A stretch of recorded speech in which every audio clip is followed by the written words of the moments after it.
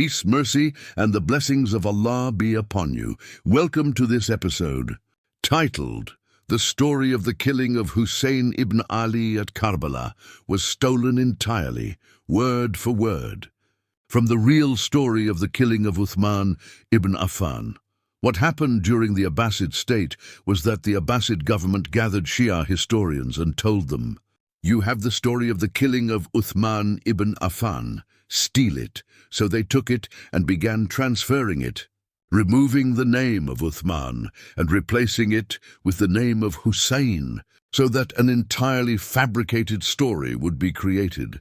For example, the most famous Shia slogan is, "O Avengers of Hussein." The original form of this slogan was, "O Avengers of Uthman." The one who first said it was the companion Hassan ibn Thabit, the poet of the Messenger of Allah, peace and blessings be upon him, who participated in the Battle of Badr, when the Honorable Caliph Uthman Ibn Affan was killed. Hassan ibn Thabit composed poetry supporting the army of Aisha, the mother of the believers, during the Battle of the Camel, and supporting the army of the Honorable Caliph Muawiyah ibn Abi Sufyan during the Battle of Siffin. He said, "I am among them, whether I witness or am absent, and I would not have been called Hassan."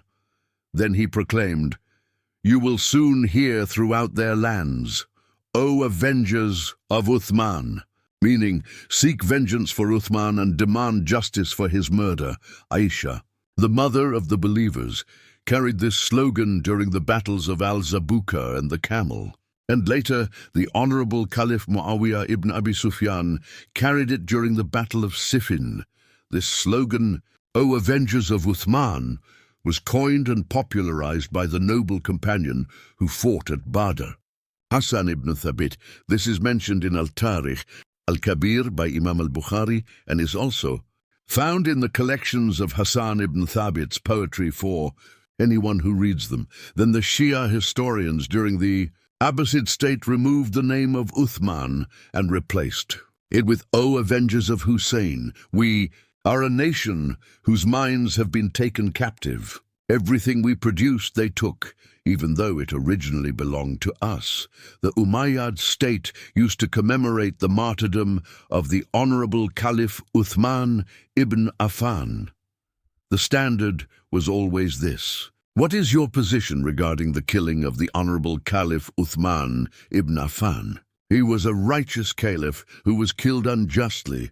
His killers were thugs, criminals, and enemies of Islam who wanted to corrupt the Quran, distort the Sunnah, and destroy the Islamic State.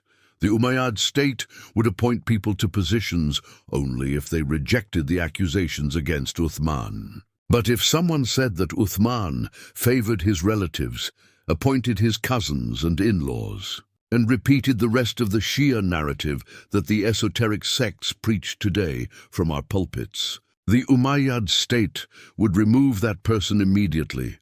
The story that Hussein ibn Ali died of thirst at Karbala, the original story, is that the Honorable Caliph Uthman ibn Affan died of thirst. As you know, water was prevented from reaching him. His neighbors used to send him water across the rooftops. But in the end, the siege became so tight that even water could no longer reach him through the neighboring houses. He died while fasting and suffering from thirst. Then the Shia historians during the Abbasid period changed the story so that Hussein died of thirst instead of Uthman. The story of Zainab, the sister of Hussein, and the saying, "Zainab will never be taken captive twice," is based on the original story. Aisha, the mother of the believers, will never be taken captive twice. Aisha fell into captivity, a humiliated prisoner, in the hands of the Saba'iyya militia during the Battle of the Camel. Thousands of Muslims from the tribes of Dabba, Al-Azd, Bahila, and Bakr ibn Wa'il were martyred defending the honor of the Messenger of Allah.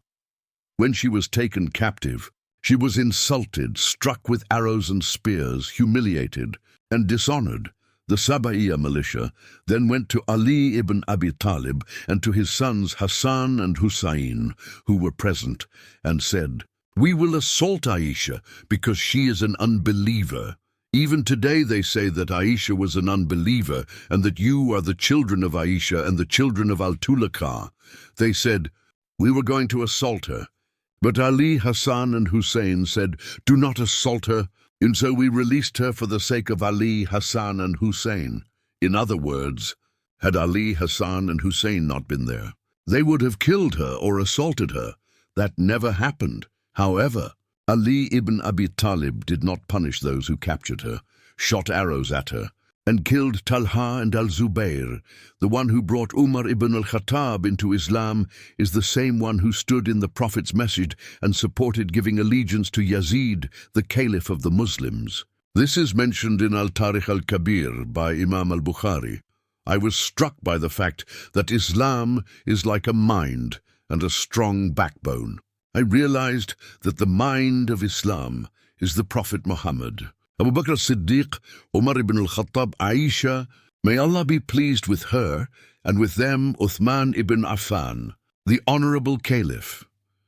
As for the backbone and strength of Islam, they are the Ummayyad Banu Umayyah, the companions from the Ummayyad clan, the first to embrace Islam, the first to migrate to Abyssinia, the first to attend Badr, and those who sacrificed greatly, such as Abu Sufyan and others from Banu Umayyah.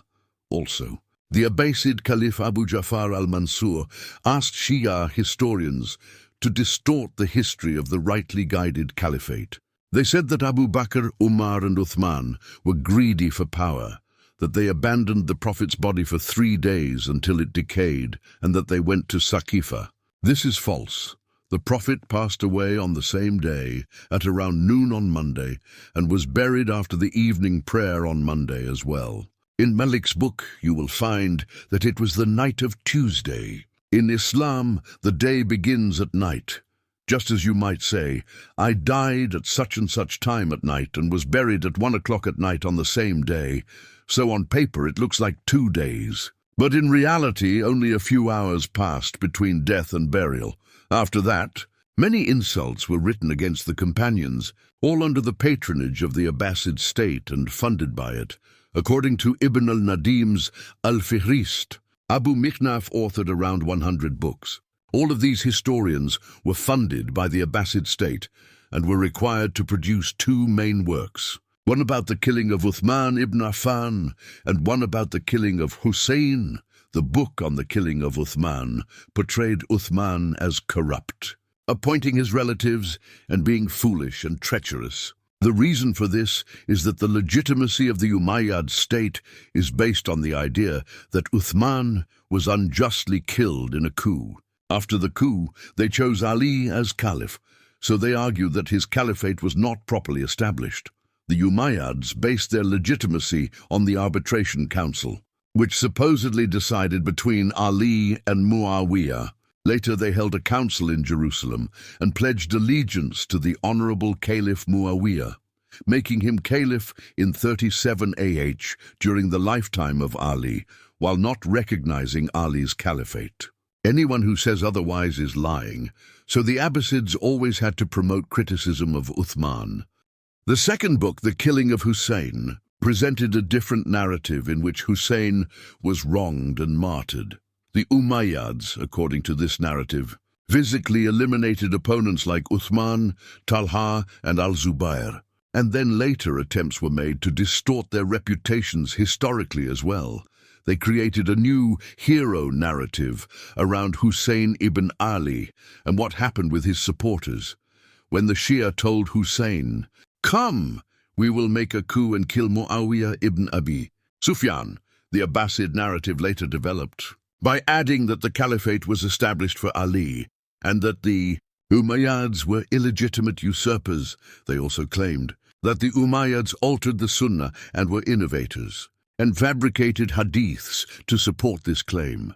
I found that everything the Abbasids accused the Umayyads of, the Umayyads actually practiced in line with what was authentically transmitted from the Prophet, including narrations such as those of Ibn al-Hakam and Abu Hurairah. The Prophet said, "The destruction of my ummah will be at the hands of young men from Quraysh. I interpret this as referring to the Abbasids. Hudhaifa ibn al-Yaman narrated that the Prophet said there would be people from our own kind, meaning from within the community. What the Abbasids did shows the crimes committed by those who claimed descent from the Prophet's household. Do you think Abu Lahab is dead?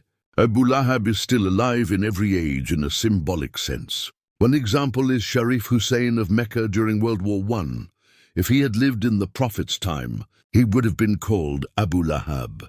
Abu Lahab did not do what he did not ally with the enemies against Muslims, but Sharif Hussein allied with the British to destroy the Ottoman state. So we live every day with figures like Ibn Saba and symbolic Abu Lahab figures from Banu Hashim. The Abbasid caliphs continued to distort the entire Umayyad history, including Marwan ibn al-Hakam, the fourth Ummayyad Caliph, and others. In reality, this was a complete crime. The Abbasids were the political arm, and the Batini sects were the ideological arm. They held secret meetings to select and distort narrations. If Allah wills, I will later show you how Al-Tabari distorted narrations about the house of Ali ibn Abi Talib, and how he altered reports in Kitab al-Sunnah of al-Khalal to falsely claim that the companions pledged allegiance to Ali, when they did not. A new historical narrative was created in which the Umayyads were accused of changing the Sunnah. But in reality they were not. Who are the Abbasids? Who established their state? Abu Muslim al-Khurasani, a warrior and assassin. What did he know about the Sunnah? It is absurd to claim that he represented Sunni Islam. Rather, he was a militant revolutionary. Abu Muslim al-Khurasani led the Abbasid army and declared rebellion on the day of Eid al-Adha. Ironically, Uthman ibn Affan was also killed on Eid al-Adha, and Saddam Hussein was executed on Eid al-Adha. Is this coincidence? So who taught Muslims religion here? When you look at the Abbasid leadership, you will not find a single major scholar or great commander who established the state in the name of Islam. There is no scholar or general who can be credited with founding it in the Islamic tradition. They were a militia and highwaymen who had no scholarly, political, or administrative foundation. In contrast, the Umayyads were an extension of the rightly guided caliphate. The one who established their state was Aisha, the mother of the believers, in the Battle of the Camel, along with Talha and al-Zubayr. Muawiyah then continued its development. Muawiyah had been a governor under Umar ibn al-Khattab, sent by Abu Bakr as a commander in Syria, and he had been a scribe of revelation for the Prophet. Likewise, Amr ibn al-As, a great companion and military leader, was appointed by the Prophet as a commander. Thus, the Umayyad state was formed by the administrative and military elite of the prophetic and rightly guided era. When Umar and Uthman were killed, the system collapsed and the Abbasids emerged as an entirely different formation with no legitimate link. Abu Muslim al-Khurasani was an unknown figure with no known lineage or background, yet he suddenly appeared in history. Similar figures appear in different countries throughout history. The Umayyad state was a continuation of the rightly guided caliphate, while the Abbasid state was a military coup that distorted Islam, altered hadith, killed scholars, burned books, and prevented the teaching of the companions' works. Eventually, this led to weakness and external invasions. Therefore, we must restore Islamic history and return to the books of the companions and the Umayyad era. Although many books were destroyed, narrations remain preserved in scattered works such as those of Imam Malik, al-Shafi'i, al-Bukhari, and others. By collecting these narrations, we can reconstruct much of the original history. I am currently working on this reconstruction project, studying works such as Al-Asl of Muhammad ibn al-Hasan al-Shaybani, Al-Muwatta of Malik, and Sahih al-Bukhari. And I will soon begin work on al-Shafi'i. I found that what we have today is the opposite of what is commonly presented. Even al-Tabari is unreliable in many reports. After arranging Sahih al-Bukhari chronologically alongside al-Shaybani's works, I discovered a completely different historical picture.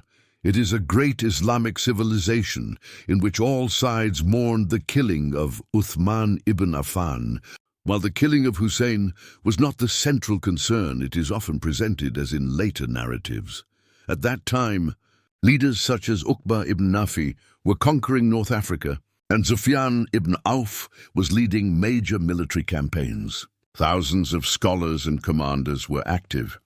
Young man's death would not have been the central historical focus compared to the major events and conquests taking place, but later, ideological currents exaggerated it and turned it into films and series. Meanwhile, the real figures of Islamic history include Uthman, Talha al-Zubayr, Muawiyah, Uqba ibn Nafi, Sufyan ibn Auf, and many others.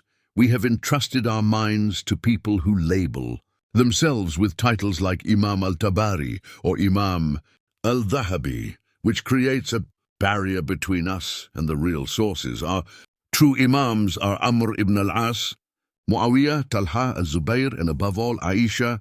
May Allah be pleased with her. What she says is correct, and whoever opposes it is mistaken. I found that no one corrected Aisha except Allah and the Messenger of Allah.